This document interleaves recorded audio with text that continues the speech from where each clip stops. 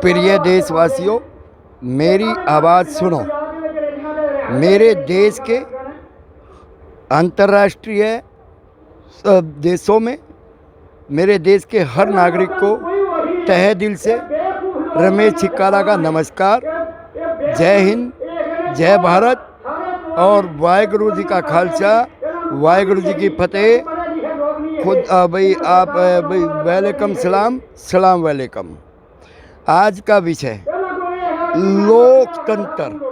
लोकतंत्र क्या माने है, यानी कि लोगों के द्वारा बनाया हुआ तंत्र। उस तंत्र को सुरक्षित रखने के लिए हम अपने प्लेटफार्म के माध्यम से, यानी कि लोगों की वोटों के माध्यम से, संविधान के तहत हमारा राइट है, हमारा हक है, हमारा अधिकार है। अगर तंत्र हमारे खिलाफ कोई भी इस देश के जनता के खिलाफ कोई भी ऑर्डिनेंस लाता है या कोई भी बिल लाता है, तो देश की जनता से रेफरेंडम कराने का उस तंत्र का हक बन जाता है। और लोगों के द्वारा चुन के भेजे हुए नुमाइंदे जो कहते हैं अपने आप को कि हम जन सेवक हैं, यानी कि जन सेवक का काम होता है देश के अपने राष्ट्र को आगे बढ़ाना और अपने राष्ट्र के हर नागरिक का सम्मान रखते हुए राष्ट्र को प्रगति पर ले जाना। इसी को कहते हैं जननायक। यानी कि जननायक हमारे जैसे लाल बहादुर शास्त्री जी हुए, उन्होंने एक नारा दिया, मेरे देश के जवान की जय हो, मेरे देश के किसान की जय हो। क्यों वो जननायक कहलाए? क्योंकि मेरे देश का यहाँ पे एक अनाज का अकाल पड़ा हुआ था, तो अंतर्राष्ट्रीय बाज़ार से लाने की बजाय हमारे जननायक ने समझा कि क्यों ना अपने देश के किसानों और जवानों को हम खुद आगे बढ़ाएं और तवज्जो दें और राष्ट्र को आगे बढ़ाने का सक्षम प्रयास करें। वो मेरे लाल बहादुर शास्त्री जी का वो प्रयास आज लगभग सफल हुआ और जगह जगह भंडारण हुए। आज मेरे राष्ट्र को कहीं पे अनाज लाने की आवश्यकता नहीं है, इतना सक्षम मेरा किसान और मेरा राष्ट्र समृद्ध हुआ।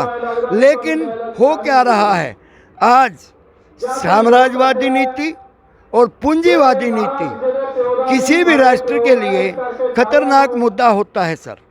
क्योंकि आप इस देश के राष्ट्र के जागरूक नागरिक होते हुए आपको समझना चाहिए मैं किसी भी यानी कि बिजनेसमैन के खिलाफ नहीं हूँ, लेकिन बिजनेसमैन एक ईमानदारी के तहत अगर बिजनेस करे तो वो होता है देश को आगे बढ़ाने का काम। लेकिन यहाँ हो क्या रहा है, बिजनेस की आड़ में अपनी पूंजीवादी सोच और साम्राज्यवादी सोच को बढ़ाते हुए ये पार्टियों में, हमारे लोकतंत्र में एक जहर घोल करके, जहर क्यों बोल रहा हूँ सर मैं, क्योंकि जो हमारे से हमारी मेहनत का पैसा आप तिजोरियों में भर रहे हो, उस पैसे को मिस यूज करके आप पार्टियों को डोनेशन दे रहे हो और पार्टियों को डोनेशन देते हुए आप अपने निजी स्वार्थों के लिए उन पार्टियों के ऊपर प्रेशर बनाते हो और पार्टियां आपके प्रेशराइज होते हुए राष्ट्रीयता को ध्यान में न रखते हुए आप देश के मुद्दों को ध्यान में न रखते हुए कॉर्पोरेट घरानों के मालिक बन जाते हैं, उनकी चमचागिरी करने लग जाती है। ऐसा किसी भी राष्ट्रीय पार्टी को शोभनीय नहीं देता। अगर आप वाकई जनसेवक हो, जनता के मानने वाले हो, मेरे प्रिय प्राइम मिनिस्टर साहब, अब मैं आपसे पुनः अपील करना चाहता हूं, नरेंद्र मोदी जी खासकर, आप इस देश के पंत प्रधान हैं, आप इस देश के चौकीदार, आपने खुद कहा अपने अल्फाजों में कि भाई मैं देश का चौकीदार हूँ। क्या चौकीदार साहिब या मेरे पंच प्रधान साहिब, क्या आप अपनी पार्टी खासकर, क्योंकि 303 पार्लियामेंट मेंबर आपके पास है, सबसे पहले सम्मान शिक्षा पे आपका भाई नेशनल मीडिया के सामने आपका क्या मानना है? क्यों प्राइवेट निजीकरण, क्यों शिक्षा पे निजीकरण, क्यों? पहला सवाल क्यों का ये है। दूसरा सवाल स्वास्थ्य है। भाई इस देश के अंदर किसी भी धर्म से, किसी भी जाति से, किसी भी मजहब से अगर इस मिट्टी में पैदा हुआ नागरिक है, क्या उसका सम्मान स्वास्थ्य का अधिकार नहीं है? ये किस हमारे संविधान की किस पंक्ति में लिखा है कि भाई दोहरा मापदंड होना चाहिए? तो सर भाई सम्मान शिक्षा, सम्मान स्वास्थ्य और सम्मान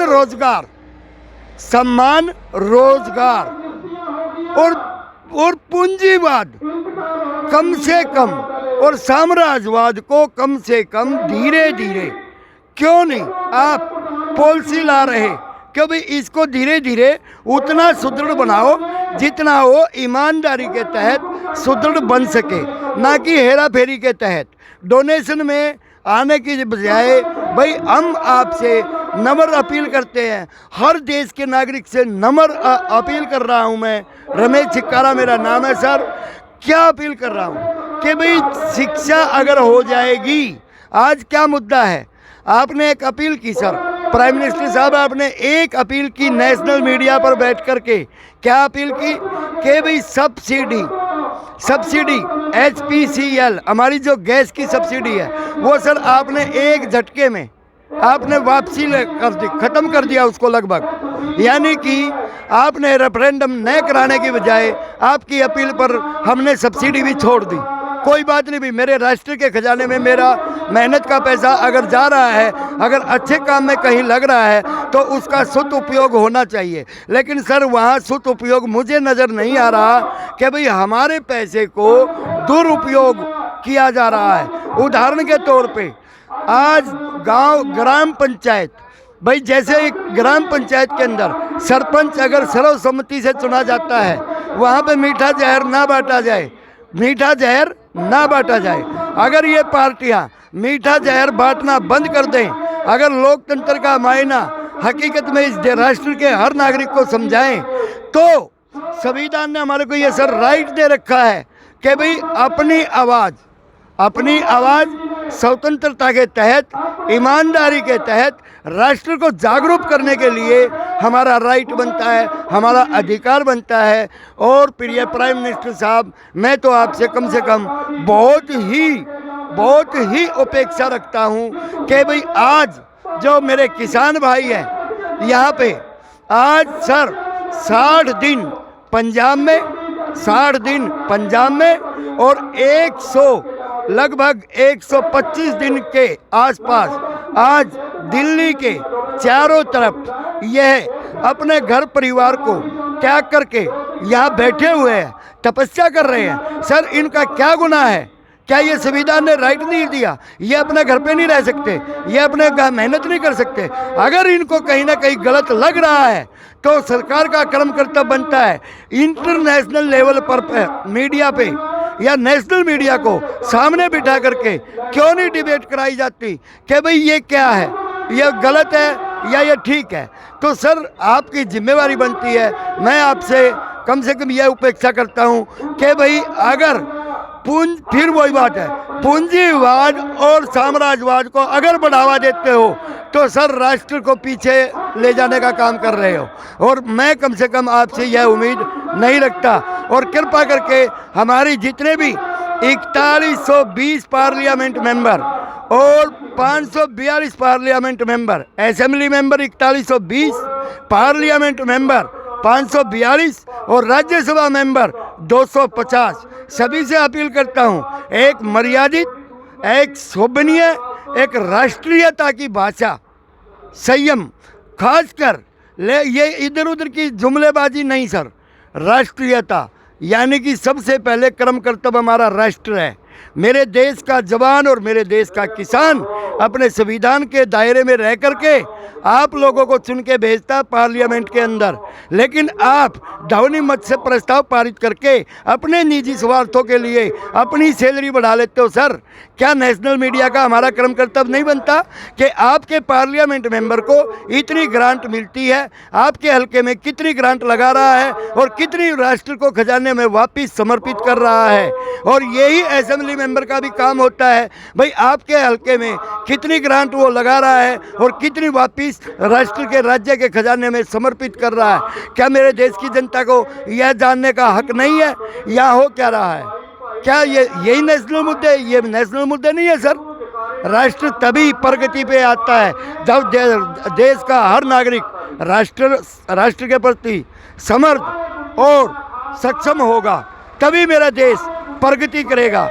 और प्रगति आज सर क्या हो रहा है यहाँ पे भाई, कोई इधर कोई उधर, जात बरादरी धर्म मजहब अगर बंटवारा करते हो तो सर नहीं, और हम पाकिस्तान हिंदुस्तान ये फलाना ये बंटवारा नहीं होने देंगे। इस देश का हिंदू मुस्लिम सिख ईसाई, इस देश का हर नागरिक अपने राष्ट्र के प्रति एक सिपाही है, सिपाही, और यह सिपाही का फर्ज होता है जागरूक रहना।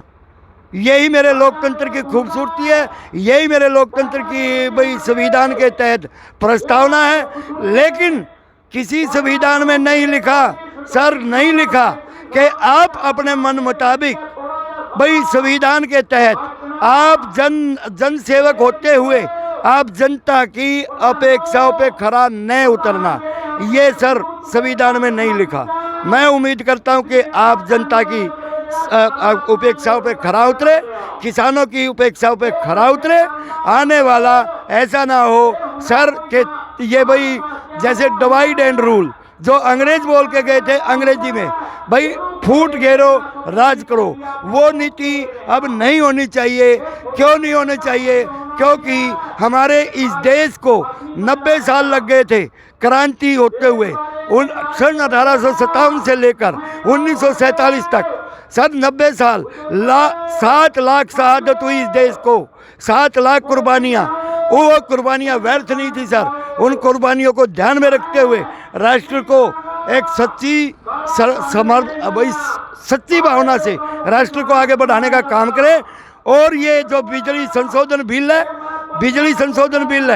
किसान बिल है, जितने भी आप बिल ला रहे हैं, देश के किसानों से आम नागरिक से रेफरेंडम ला करके सलाह मशवरा करके तब आप ये बिल लाने का काम करें। नहीं तो सर जल्दी से जल्दी रिपील और वापसी, इन जो देश की जनता को कानून नहीं चाहिए आप ज़बरदस्ती मत कीजिए सर। मैं पुनः यही आपसे अपील करता हूं और उपेक्षा करता हूं और पूरे देश के हर नागरिक को यह अपील करता हूं कि हे मेरे देश के हर जागरूक नागरिकों, आगे से आगे प्रचार प्रसार बढ़ाओ और राष्ट्रीयता का तिरंगा झंडे का सम्मान रखते हुए इस राष्ट्र को आगे बढ़ाने का काम करो।